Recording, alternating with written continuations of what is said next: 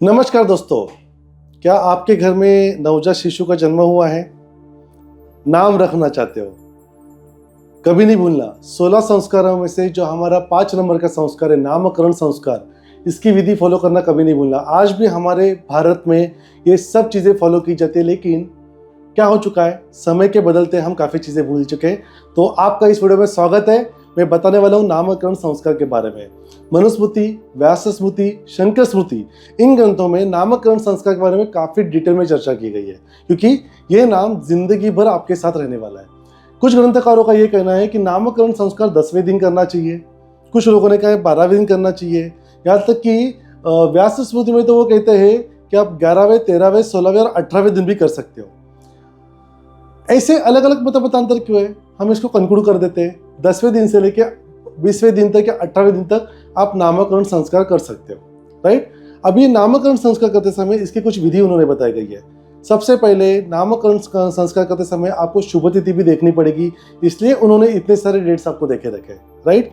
दूसरी चीज, नामकरण संस्कार करते समय उस बच्चों का नाम जो है उसे पता ना है, क्योंकि उसने वो आत्मा अहम अस्मासी मैं हूँ इसकी जानकारी अब उसे हो चुकी है, उसे पता चल चुका है मेरी माता है, ये मेरे पिता है, यहाँ पे एक वातावरण है, ये वो समझ पा रहा है। और अभी हमें उसे एक पर्टिकुलर नाम से पुकारना है और ये नाम उसके साथ ही वापस जाने वाला है। तो इस नामकरण संस्कार के बारे में हम चर्चा करेंगे। सबसे पहले उन्होंने यहाँ पे रूल्स बताए कि नाम किस तरह से रखना चाहिए। तो नाम रखने के उन्होंने 4 विधि बताए।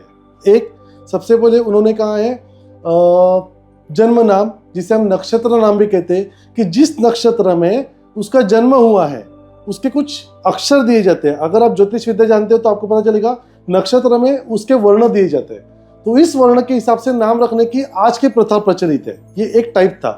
दूसरा टाइप है उनके पूर्व संस्कार, यानी जो पूर्वज थे उनका नाम उन्हें दिया जाता है, जैसे कि दादा का नाम पोते को, पिता का नाम पोते को, परदादा का नाम पोते को, जिससे उनके पूर्वज कौन थे इसके बारे में मुझे जानकारी है, उनके बारे में हम भूले नहीं कभी। ये एक पद्धति थी। तीसरी थी चांद्रमास नामकरण संस्कार। चांद्रमास क्या होता था कि जैसे कि हम इंडियंस जो है ना वो मून कैलेंडर फॉलो करते हैं, उसे चांद्रमास कहते हैं। तो वो जिस महीने में, चंद्र महीने में उसका जन्म हो, जैसे कि चैत्र, तो चैत्र महीने का जो देवता है उसके अकॉर्डिंग उसका नामकरण किया जाना चाहिए। उसके बाद उन्होंने चौथा बताया व्यवहारिक नाम। ये सब करने के बाद अगर आप आपके पूर्व उसके कुल देवता के हिसाब से नाम, उसका चंद्र नाम, नक्षत्र नाम रखने के बाद ये नाम अपने उनके 3 रख दिए, तो चौथा नाम उसको व्यवहारिक नाम रखना चाहिए। इसलिए काफी लोगों का कहते हैं ना कि अरे मेरा ना कुंडली में नाम अलग है और मेरा एक्चुअल नाम ऐसा है, तो इसे व्यवहारिक नाम कहा गया है। तो काफी लोग इस तरह इसे फॉलो करते हैं कि व्यवहारिक नाम आप आपका अलग से रख सकते हो। और ये 4 नाम रखना उस समय में भी फॉलो किया जाता था। इसका मतलब आप कुछ अलग नहीं कर रहे हो, आप वही चीज फॉलो करो जो हमारी भारतीय संस्कृति धरोहर है। इसमें उन्होंने कुछ आचार्यों ने एक 5वां नाम भी डाल दिया है, जिसे उन्होंने कहा गया है गुप्त नाम।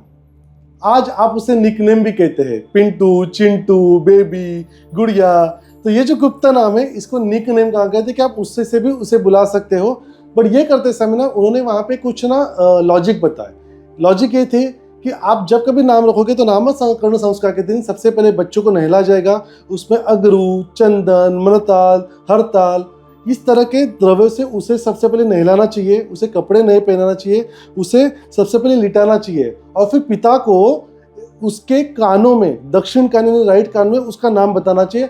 आज बुआ बताती है, तो इसका सिंपल मतलब ये भी है कि जो आपके पुरुष है उसके जनरेशन में से कोई भी आके उसके कान में नाम बताते कि आज से तेरा नाम है।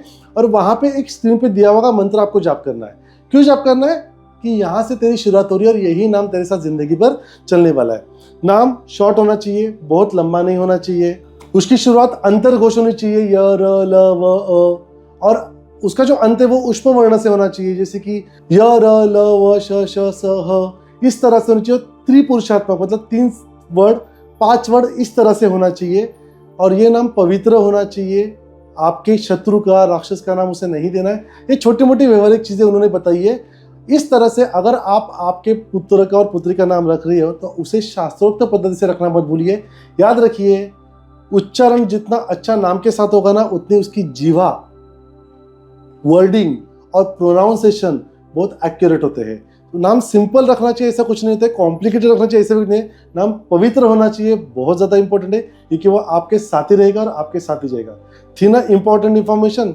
इसमें आपके ब्राह्मण के थ्रू षोडश संस्कार करना कभी मत भूलिए, और फिर उसे वो नाम प्रदान कीजिए, नाम रखिए मत, प्रदान कीजिए। और इस तरह ये थी इंफॉर्मेशन आपके लिए नामकरण संस्कार की। इस तरह के और कुछ आपके क्वेश्चन है ज़रूर कमेंट बॉक्स में डालिए, लाइक कीजिए, शेयर कीजिए, क्योंकि मैं हूं डॉक्टर अक्षय वीर, आपका अपना लाइफस्टाइल डिसऑर्डर स्पेशलिस्ट।